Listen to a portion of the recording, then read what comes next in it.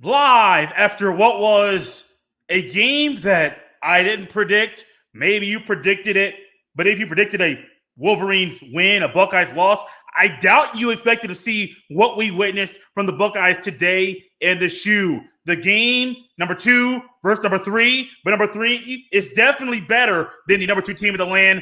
Buckeyes lose 45-23 to the Michigan Wolverines. We're here to react live instantly to what we just witnessed. You are Locked On Buckeyes, your daily podcast on the Ohio State Buckeyes. Part of the Locked On Podcast Network, your team every day.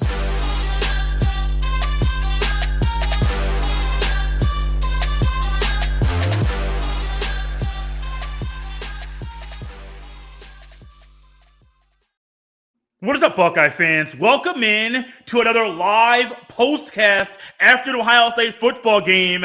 Unfortunately, this is the first postcast we have done after an Ohio State loss. I never want to do another one after a loss, and this loss stings a whole lot more because it's to the Wolverines, the team up north, where they beat down. Just absolutely gave the beat down, the smackdown to the Buckeyes on Saturday afternoon. The final score, 45-23. Now, the final score says the Buckeyes lost by 22 points. And I don't really want to say, I'm not one to say the numbers are a great depiction and a picture of what's going on and what you could say happened in a game. But if you look at the box score quickly, it shows J.J. McCarthy, the Wolverines quarterback, he ended up having 263 passing yards, 3 passing touchdowns. They also had a 200-yard rusher, Donovan Edwards, 216 on the ground, 2 touchdowns. He had a 70-plus yard touchdown run. He also had an 80-plus yard touchdown run as well. Now, at the beginning of the game, we learned that Travion Henderson. I keep having all these names in my head. Travion Henderson was not going to play. And Jigba was also not going to play. Some thought maybe he would play in this game, but ultimately he didn't play in this game. Mayan Williams got the start. Chip Trayanum got his first carries of the year, first reps and snaps at running back all year. Down Hayden played a little bit, but the injuries weren't the factor. And people have said, Blake Corum, his injury, will he play, will he not play? His injury will hurt Michigan's offense. Well, excuse me. I didn't really see all of the hurt and the hinders that I expected at times. Yes, they showed a graphic at that point in the game. The Wolverines only had 10 yards rushing in the game, and I think that 10, a lot of that came shortly after a long run, 5-plus yard run from J.J. McCarthy, where he scrambled and used his legs to move the ball past the line of scrimmage. But that was just then. As what we witnessed throughout the game was the Wolverines bullied Ohio State. The Buckeyes didn't seem like they were prepared. They stuck with their same normal game plan. They kept making substitutions. Shortly after, you want to bring in a guy that's a backup on your bench who, when he comes in, we can exploit him. What happens? J.J. McCarthy goes at Cam Martinez. His man, of course, Cam Martinez slips. But that was not the deciding factor. I still think that was going to be a big game no matter what, because a lot of times when you put the backups of Ohio State in, especially in the secondary, the other team scores. Getting bullied in this way is not acceptable. Unacceptable is the one word to describe, not just on defense, but also offensively. This is not what you want to see. There are times in this game I'm asking myself, is Mayan Williams hurt? Or is so-and-so hurt? Or why is this happening? Or why is Ryan Day running out with 3 wide receivers, a tight end who split out, and trying to run the same old stuff when you know the way to win this game is to win the battle in the trenches and to run the ball? Now, the numbers tell you this quickly. The Wolverines won the battle in the trenches. They won the battle in the rushing game. The Wolverines had 252 rushing yards. The Buckeyes had 143 on the ground. Ultimately, what happened, the Buckeyes got bullied on both sides of the ball. You never want to have this performance ever in this game. If you're a Buckeyes fan, I see somebody already, you're a Wolverines fan in the comment section. I'm glad you're checking the show out. I'm never going to say go the other color. I am not saying that. This is unacceptable. What we witnessed today is unacceptable, and I hope something changes. Now, granted, what happens? The Buckeyes are not going to be playing in the Big Ten championship game a week from today. The Buckeyes are hoping chaos happens so they can move into the Final Four.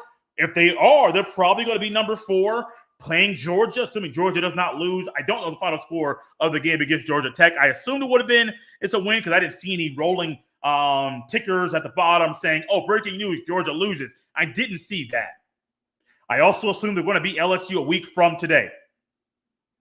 Buckeyes, you want to win the Natty.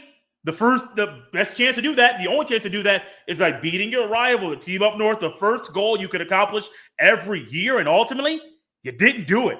You didn't beat your rival and you got bullied. That's unacceptable. And bullied might be the words I use to describe today because that's how I feel. This can't happen. You don't expect this. And for a performance like this, an unacceptable performance, getting bullied by the Wolverines, one word comes to my mind: deja vu. I hope I never have to say that again about a Ryan Day coach team against the team up north. But ultimately, going to Ann Arbor, what's going to be in their mind next year? What happened in 2021? Nobody wants to talk about it. We don't want to remember it.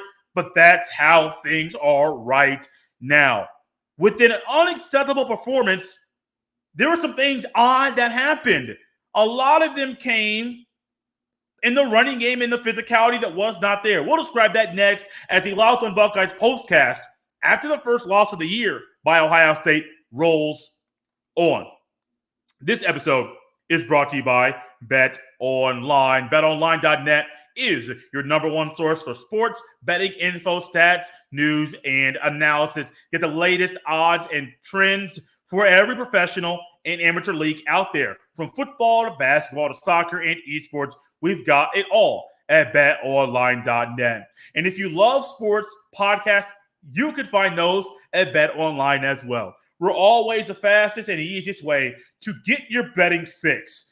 Head to betonline.net today or use your mobile device to learn more about the trends and action. BetOnline, where the game starts.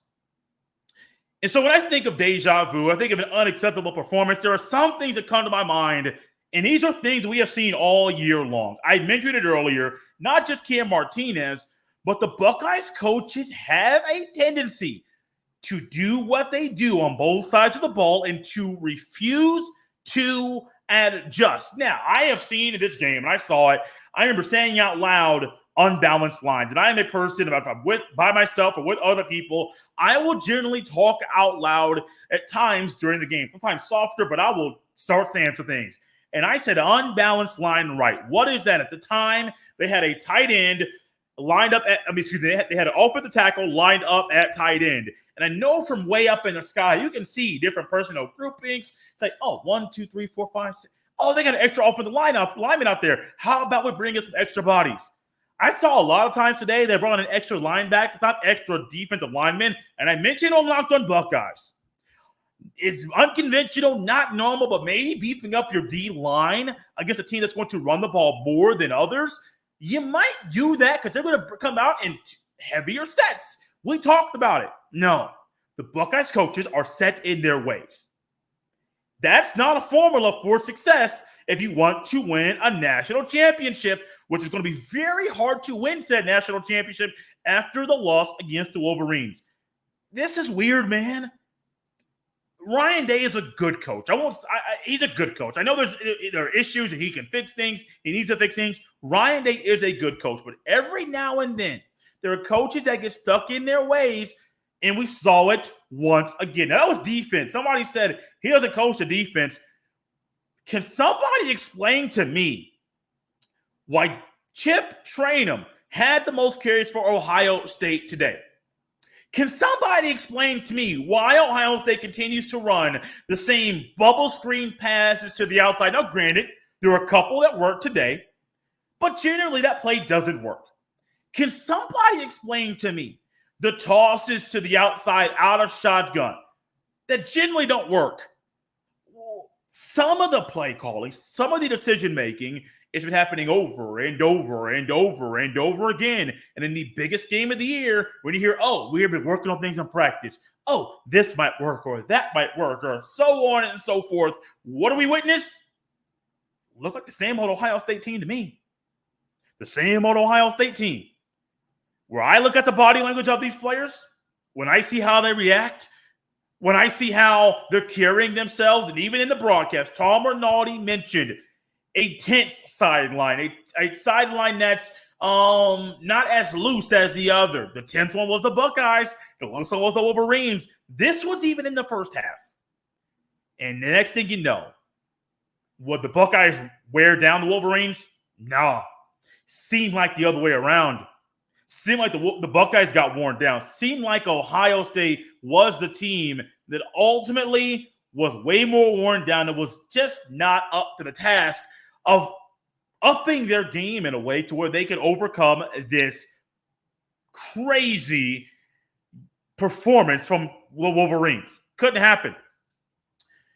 Which makes me wonder, should people have been saying this team is as tough or not as tough? That's kind of more being sarcastic in that, or not is more of a not tough team like what we witnessed last year. Should that have been stated about this team? Possibly. You expected a better performance. Do the players understand what the rivalry means? I believe they do. Do the coaches understand? I think they do. They have a player that even played inside a rivalry on the coaching staff. But ultimately, this team is who they are. The coaching decisions, the issues on defense, the bend but don't break, but then you might get shattered. That's what happened today. Shattered in the passing game, shattered in the run game. Things are just a little bit off, a little bit weird. I don't know, man. Yeah, Stroud's a great quarterback. Palmer Harrison Jr., Abuka, they can do some good things. Fleming had good catches.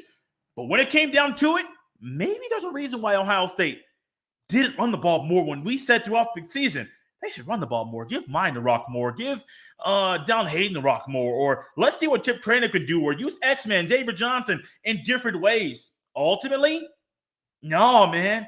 That wasn't the case. Very similar to last year. Very similar. The outcome was the same.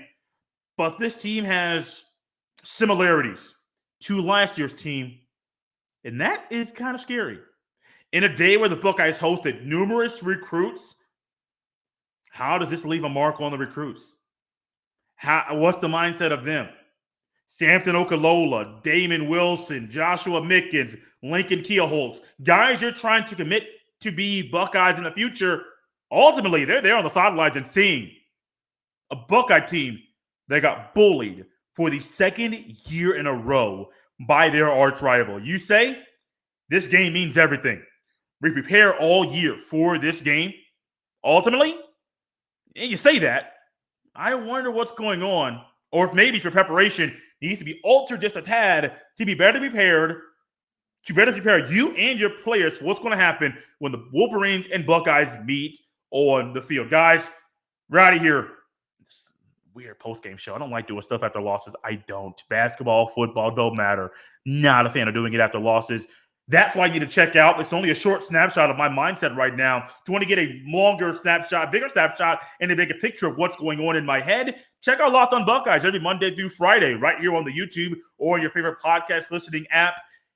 Whatever you choose, Locked on Buckeyes will be there. Guys, follow me on Twitter at jsteven07. I'm sure some of my thoughts will come out on the Bird app over the next few days and hours and even minutes because this is unacceptable. Locked on Buckeyes will be back on Monday through Friday. Big game between Duke on the basketball court on Wednesday night. We'll be talking about that and talking about this football team, the transfer portal coming back, and some other things going on that will impact the Buckeyes between now and the next time they step on the football field. I think it'll be for the Rose Bowl, but that, like other things, is TBD to be determined. Out of here for the Locked on Postcast after a loss. I hate saying that. Hopefully, we don't have to do one of these after a loss ever again.